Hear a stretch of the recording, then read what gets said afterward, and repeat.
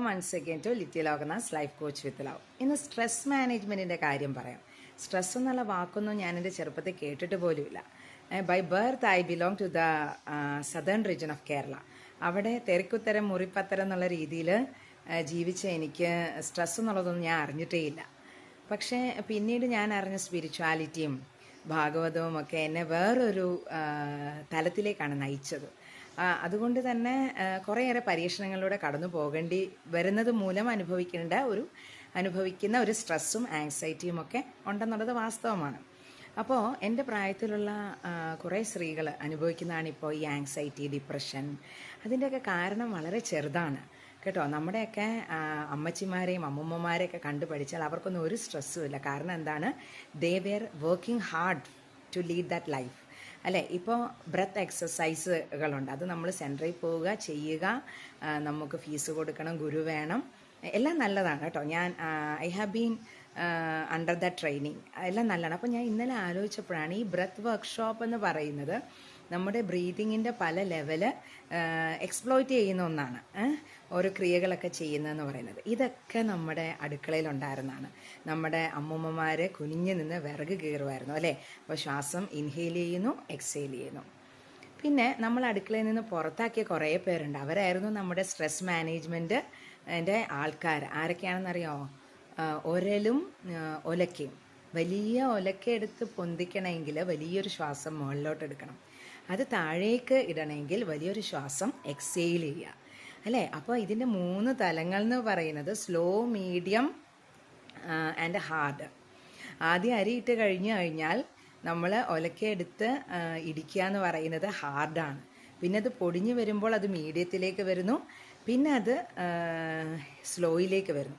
അപ്പോൾ ഒരു ദിവസത്തിൽ ഒരു അരമണിക്കൂർ ആ സ്ത്രീക്ക് അല്ലെങ്കിൽ ആ അമ്മയ്ക്ക് വേണ്ട ബ്രീതിങ് എക്സസൈസ് ആയി. പിന്നെ അമ്മിയിൽ അരയ്ക്കുക എന്ന് പറയുന്നത് അല്ലേ, യോഗയിലെ ഒരു പ്രത്യേക പോസിലാണ് അവർ ഇരിക്കുന്നത്. എന്നിട്ട് ക്ലോക്ക് വൈസും ആൻറ്റി ക്ലോക്ക് വൈസും ഈ അമ്മിക്കല്ല് അങ്ങോട്ട് തിരിക്കുമ്പോൾ അടുത്ത എക്സസൈസായി. പിന്നെ നമ്മുടെ അരകല്ലെടുത്ത് പൊക്കുമ്പോൾ തന്നെ സ്ട്രെസ് മാനേജ്മെൻറ്റും ആങ്സൈറ്റി ഒക്കെ പമ്പ കിടക്കും അല്ലേ. ഇതൊക്കെ നമ്മൾ ഉപേക്ഷിച്ചിട്ട് പുതിയ മിക്സിയും വാഷിംഗ് മെഷീനും ഞാനടക്കം കേട്ടോ, ഞാൻ ഒന്നും എന്നെ അക്സെപ്റ്റ് ചെയ്ത് പറയില്ല. ഇപ്പോൾ എന്താണ്, we have more time to sleep, we have more time to take rest. ഇപ്പോൾ നമ്മുടെ കിത്ത് ആൻഡ് കിൻസ് വിളിച്ചോണ്ടാ പറയും, നീ റെസ്റ്റ് എടുക്ക് എന്ന്. അപ്പോൾ നമ്മുടെ എന്താ പറയുക, ഗുരുക്കന്മാരൊക്കെ പറയുന്ന ഒരിക്കലും ഒരു ഗുരു റെസ്റ്റ് എടുക്കാൻ പറയരുതെന്നാണ്. We should act, we should move physically, mentally and spiritually അല്ലേ. നമ്മൾ ഇന്നലെ കണ്ട ആയിരിക്കരുത് നമ്മൾ ഇന്നെന്ന് പറയുന്നത്. Let me wipe off. നിങ്ങളോട് സ്വാതന്ത്ര്യത്തോടെ പറയാമല്ലോ. അപ്പോൾ ഈ സ്ട്രെസ് മാനേജ്മെൻറ്റിന് ഒരിക്കലും ആരും ഈ ആങ്സൈറ്റിയിലേക്ക് വീണു പോകരുത്. ആങ്സൈറ്റി കൂടിക്കഴിഞ്ഞാൽ നമുക്ക് നമ്മുടെ ബ്രെത്തിലുള്ള കൺട്രോൾ നഷ്ടപ്പെടും. പിന്നെ ഡിപ്രഷൻ എന്നൊരവസ്ഥ എത്തിക്കഴിഞ്ഞാൽ പിന്നെ നമ്മൾ പിടികിട്ടാതെ വരും. അപ്പോൾ അതിലേക്ക് ഒരിക്കലും പോവാതിരിക്കാൻ എൻ്റെ ഫ്രണ്ട്സ്, എനിക്ക് എല്ലാ സ്ത്രീകളും പറന്ന് നടക്കണം എന്നാണ് എൻ്റെ ആഗ്രഹം. സ്വാതന്ത്ര്യത്തോടുകൂടി. മനുസ്മൃതിയിൽ മനു പറയുന്ന നാ സ്ത്രീ സ്വാതന്ത്ര്യം അർഹതീന, ഒരിക്കലുമല്ല. സ്ത്രീക്ക് സ്വാതന്ത്ര്യം കിട്ടാത്തതിന് പല കാരണങ്ങളുമുണ്ട്. അതിൽ പുരുഷൻ്റെ ഒരു ഈഗോ വരെ അതിൽ വരുന്നതാണ്. അപ്പോൾ ഞാനിങ്ങനെ പറഞ്ഞു കേട്ടിട്ടുണ്ട്, പണ്ടത്തെ പുരുഷന്മാർ സ്ത്രീക്ക് എന്തെങ്കിലും വയ്യാഴിക വന്നാൽ കുറച്ച് കൂടുതൽ ജോലി, ഇന്ന് നിനക്ക് ഈ പണി ഇരിക്കട്ടെ എന്ന് പറഞ്ഞിട്ട് അതും കൂടെ കൊടുക്കും. കാരണം എന്താണ്, അപ്പോൾ അവരുടെ മൈൻഡ് അതിലേക്കായി. അപ്പോൾ മൈൻഡ് ഫ്രീ ആകുമ്പോൾ ഈ ഓവർ തിങ്കിങ് ആണ് പ്രശ്നം അല്ലേ. We are thinking about future, we are thinking about the useless past. ഇതെല്ലാം കളഞ്ഞ് പ്രസൻറ്റിലേക്ക് നമ്മളെ നിർത്തണമെങ്കിൽ we should act, we should work. അതിനുള്ള ഈസി ആയിട്ടുള്ള ഉപായങ്ങളായിരുന്നു നമ്മുടെ വീട്ടിൽ അടുക്കളയിൽ ഉണ്ടായിരുന്നത്. അപ്പോൾ ഇപ്പോൾ അതിനെല്ലാം മാറ്റി നിർത്തിയിട്ട് നമ്മൾ ജിമ്മിലേക്കും എന്താ പറയുക, ഒന്ന് നിവർന്ന്, നമ്മുടെയൊക്കെ അമ്മൂമ്മമാരൊക്കെ നിവർന്നാണ് നിൽക്കുന്നത് അല്ലേ. ഒന്ന് നിവർന്ന് നിന്നാൽ തന്നെ നമ്മുടെ സ്ട്രെസ് ഹോർമോണായ കോർട്ടിസോൾ റെഡ്യൂസ് ആവുമെന്നാണ് പറയുന്നത്. അപ്പോൾ ഇതെല്ലാം ഉണ്ടായിരുന്നു. അന്നത്തെ സ്ത്രീകൾക്ക് യാതൊരുവിധ പേടിയും ഇല്ലായിരുന്നു.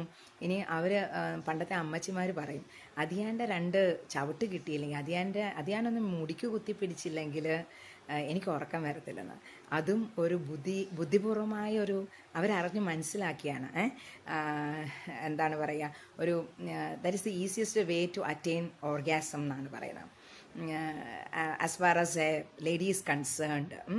അപ്പോൾ അവർക്ക് മിയർ സെക്ഷൽ ആക്റ്റിലൂടെ മാത്രം കിട്ടുന്നതല്ല ഒരു അൾട്ടിമേറ്റ് പ്ലഷർ എന്ന് പറയുന്നത്. അപ്പോൾ അവരതൊക്കെ തന്ത്രപൂർവ്വം അറിഞ്ഞു വെച്ചുകൊണ്ടാണ് ഇങ്ങനത്തെ ഡയലോഗുകളൊക്കെ അടിച്ചിരുന്നത്. ഇതൊന്നും ഇന്നത്തെ സ്ത്രീകൾക്ക് അറിയില്ല. അവരിങ്ങനെ മാനത്തോട്ട് നോക്കിയിട്ട് വേദനിച്ചുകൊണ്ടിരിക്കുന്ന ആളെ എന്തായിരിക്കും, എൻ്റെ മക്കൾ എന്നെ നോക്കുമോ, ഇതൊന്നുമില്ല. അല്ലെ, അൾട്ടിമേറ്റ് ആയിട്ട് നമ്മൾ സ്പിരിച്വാലിറ്റിയിലാണെങ്കിൽ we will give everything to God and we will float like a cloud. അപ്പോൾ അങ്ങനെ ആയിരിക്കണം. ഇനിയും സ്ട്രെസ് എന്നുള്ളത് വരുമ്പോൾ ഓടി അടുക്കളപ്പുറത്തേക്ക് പോവുക. Better you can get this ഓരൽ ആൻഡ് ഓലക്ക ഫസ്റ്റ്. അത് ഈസിയസ്റ്റ് വേ ഓഫ് ബ്രെത്ത് വർക്ക്ഷോപ്പാണ്. ഇത് കണ്ടിട്ട് ആരും എന്നെ തല്ലാൻ വരത്തില്ല എന്ന് ഞാൻ വിചാരിക്കുന്നു. ഇന്ന് എനിക്ക് സ്കൂളിൽ നിന്ന് ഇത് ആലോചിച്ചപ്പോൾ എനിക്ക് പെട്ടെന്ന് കിട്ടിയ ഒരു ഇൻസൈറ്റാണ്. അപ്പോൾ അത് നിങ്ങളുമായിട്ടൊന്ന് ഷെയർ ചെയ്യുന്നു.